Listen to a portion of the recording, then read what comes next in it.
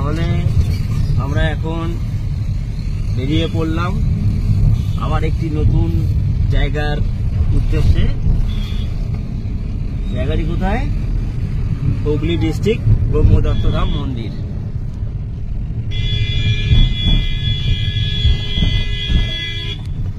তো যাওয়া যাক।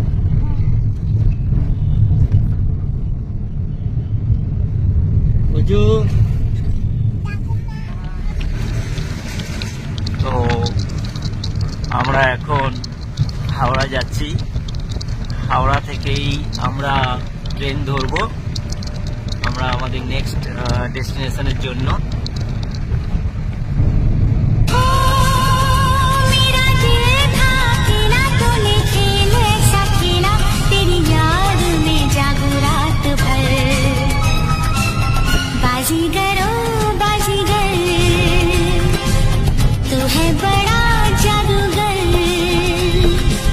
बाजीगर मैं बाजीगर, दिल वालों का मैं दिलबर। ओ दिल लेके दिल दिया है, सौदा प्यार का किया है, दिल की बाजी जीता दिल हार। बाजीगर ओ बाजीगर, तू है बड़ा जादूगर। শেষ পর্যন্ত আমরা হাওড়া স্টেশন পৌঁছেই গেলাম।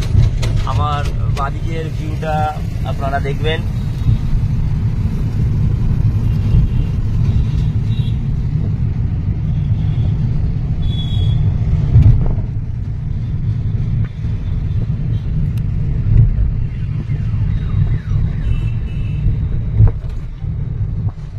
সকালবেলা রাস্তা তো জ্যাম হবেই।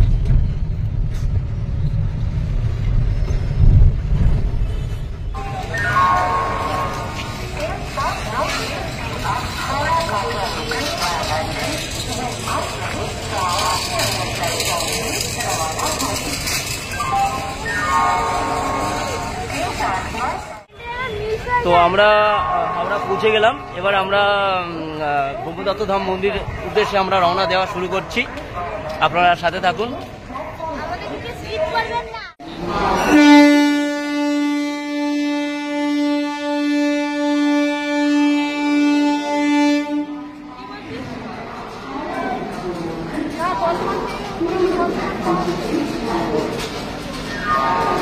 আমরা এখন ঘুরে গেলে যাবো ব্রহ্মদত্তধাম মন্দির দর্শন করতে।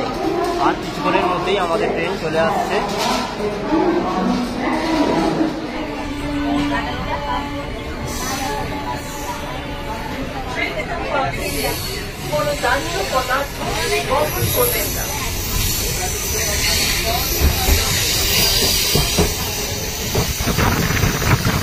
শেষ পর্যন্ত আমরা হাওড়া থেকে আমরা রওনা দিলাম।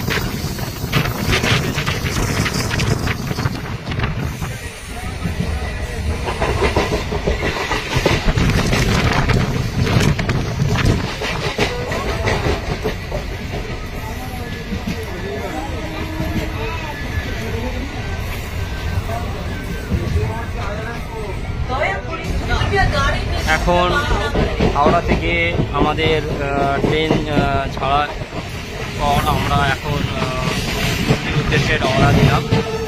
আর কিছুক্ষণের মধ্যেই আমরা পৌঁছে যাব।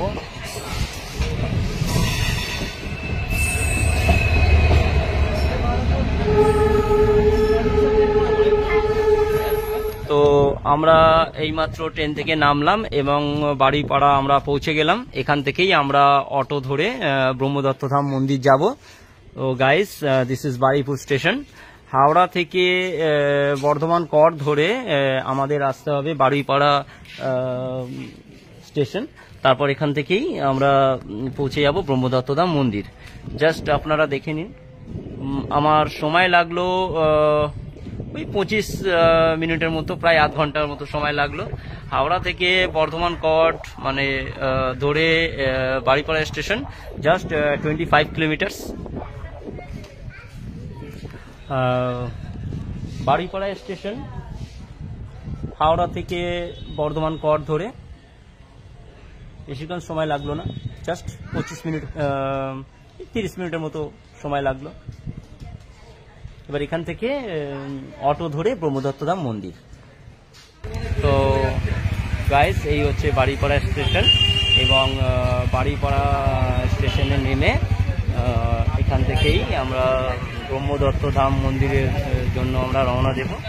অর্থাৎ হাওড়া থেকে এসে বাড়িপাড়া স্টেশন, এবং বাড়িপাড়া স্টেশন নেমে এই অটো ধরে এখান থেকে আমরা মন্দির যাব। এখান থেকে অটো ফেয়ার জাস্ট 15 রুপিস। দাদা, কত কিলোমিটার পড়বে এখান থেকে ব্রহ্মদত্তধাম মন্দির? মন্দিরটা কত কিলোমিটার হচ্ছে? 3.5 কিলোমিটার। তো দাদা বললেন প্রায় 3.5 কিলোমিটার 4 কিলোমিটার মতো পড়বে। তো আপনারা আসুন, মন্দিরটি দেখা যাক। ব্রহ্মদত্তধাম মন্দিরের উদ্দেশ্যে রওনা দিলাম, এখন অটোয় করে যাচ্ছি। ব্যাস, আর বেশিক্ষণ নয়, এসেই গেছে। মন্দির ঢুকে গেছে।